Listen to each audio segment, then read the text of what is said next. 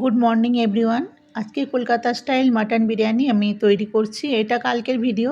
কাল রাত হয়ে গেল বলে আপলোড করতে পারলাম না, তাই আজকে সকাল সকাল আপলোড করে দিলাম। এটা আমি খুব সহজভাবে করে দেখিয়েছি।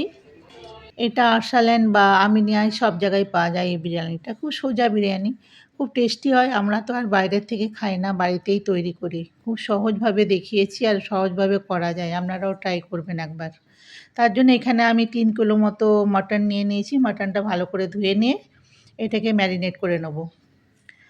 ম্যারিনেট করার জন্য প্রথমে আমি নুনটা নিয়ে নিচ্ছি। একটু বেশি পরিমাণে নুন দিতে হচ্ছে, কারণ 3 কিলো যেহেতু। এখানে টক দই নিয়েছি 300 গ্রাম মতো। 300 গ্রাম টক দইটাও দিয়ে দিচ্ছি।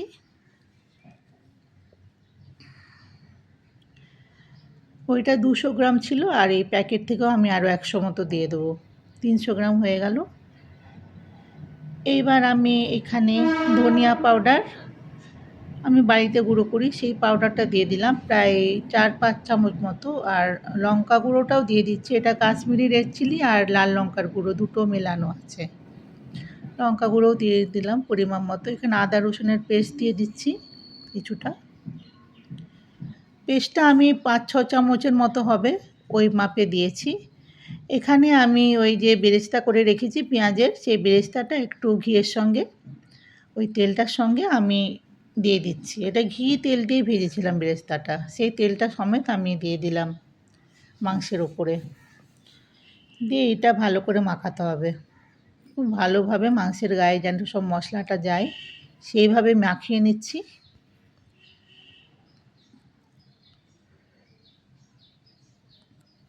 এইবারে এখানে আমি একটু বিরিয়ানি মশলা দিচ্ছি 3-4 চামচ মতো, আর কালো গোলমরিচের গুঁড়ো, ব্ল্যাক পেপার পাউডার। এই দুটো জিনিসও দিয়ে আরেকবার মাখিয়ে নিলাম। এখানে একটু ধনিয়া পাতা পুদিনা পাতা দিয়ে দিচ্ছি। এটা পুদিনা পাতা, ধনিয়া পাতাটা রান্নার সময় দেবো ভাতের ওপরে। দিয়ে এটাও আরেকবার মাখিয়ে নিয়ে এটা রেখে দেবো আমি।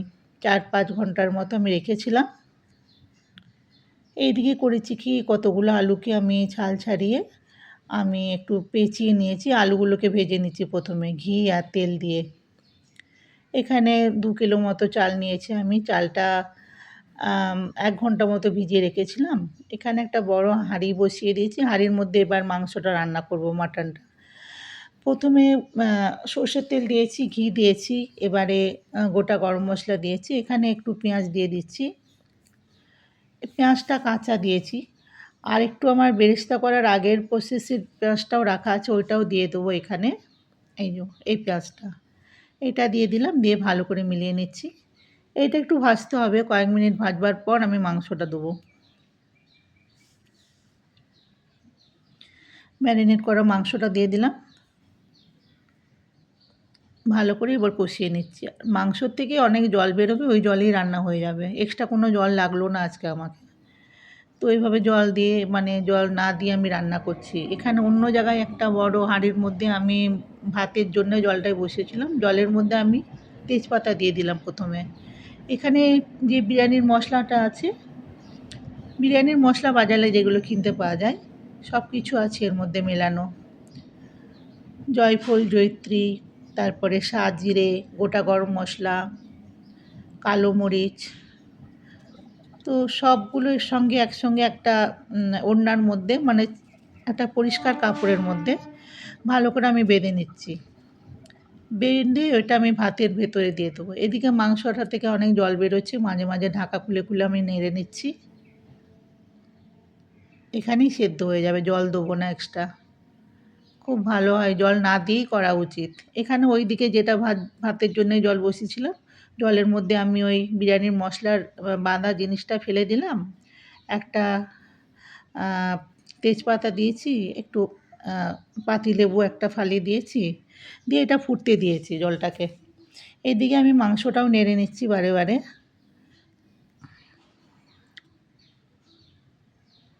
খুব ভালো করে কষাতে হবে, কষিয়ে কষিয়ে রাঁধতে হবে। ঢাকা দিয়ে দিয়ে জল বেরোচ্ছে, আবার আমি ঢাকা খুলে এটা কষিয়ে নিচ্ছি। এইভাবেই আমি করছি পুরোটা। এইদিকে জলটাও ফুটে গেছে। বিরিয়ানির মশলার যে কালারটা ওই জলের মধ্যে এসে গেছে। ওইভাবেই করা উচিত, নাহলে অনেক নষ্ট হয় বিরিয়ানির মশলাটা। আর ভাতের মধ্যে যদি গোটা, গোটা মশলাগুলো মুখে পড়ে না, খুব খারাপ লাগে খেতে। এখানে একটু পাতাগুলো দিয়েছি, ধনিয়া পাতা, পুদিনা পাতা দিয়ে দিলাম কম পরিমাপে। রান্না হয়েই এসছে, প্রায় হয়েই গেছে। এইবারে আমি এই মাংসটাও আরও কিছুক্ষণ করে নিচ্ছি, কারণ মাংসটা একটু শক্ত আছে বলে একটু গ্যাসের ফ্লেমটা লো টু মিডিয়ামে রেখেই করছি ওটা এখন। এদিকে জলটাও অনেক ফুটে গেছে, এটাতে ভাতটা তৈরি হচ্ছে। এবারে আমি চালটা দেবো একটু পরেই, হয়ে এসছে প্রায়। এবার আমি চালটা দিয়ে দিচ্ছি। চালটা 1 ঘন্টার মতো ভিজিয়ে রেখেছিলাম আগে। 2 কিলো পরিমাপ চাল আছে এটাতে।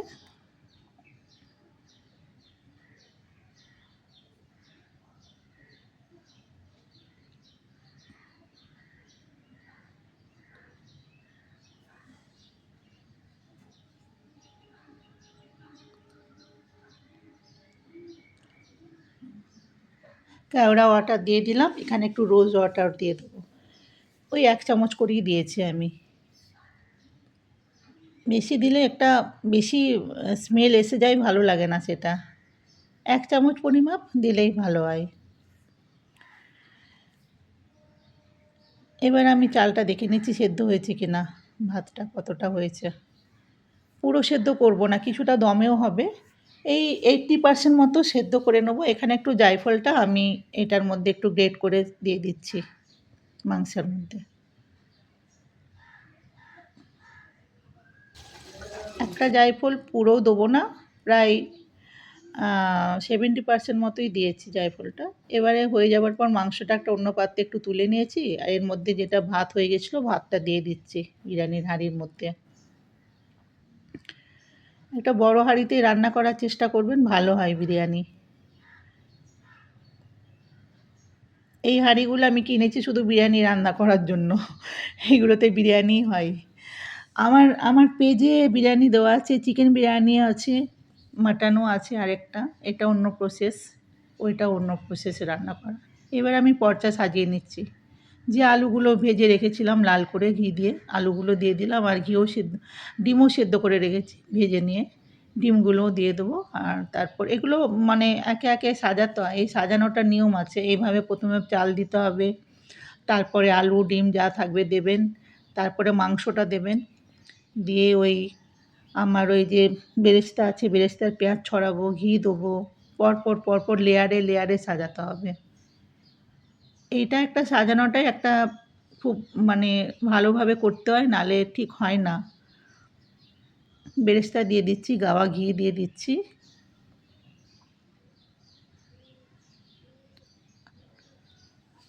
আর স্যাফরনটা আমি দুধ দিয়ে ভিজিয়ে রেখেছি, ওইটাও দেবো ওপর থেকে।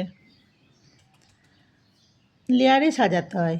মাংস, ভাত, ঘি, বেরেস্তার পেঁয়াজ সব কিছু দিয়ে এইভাবে আমি করে নিয়েছি।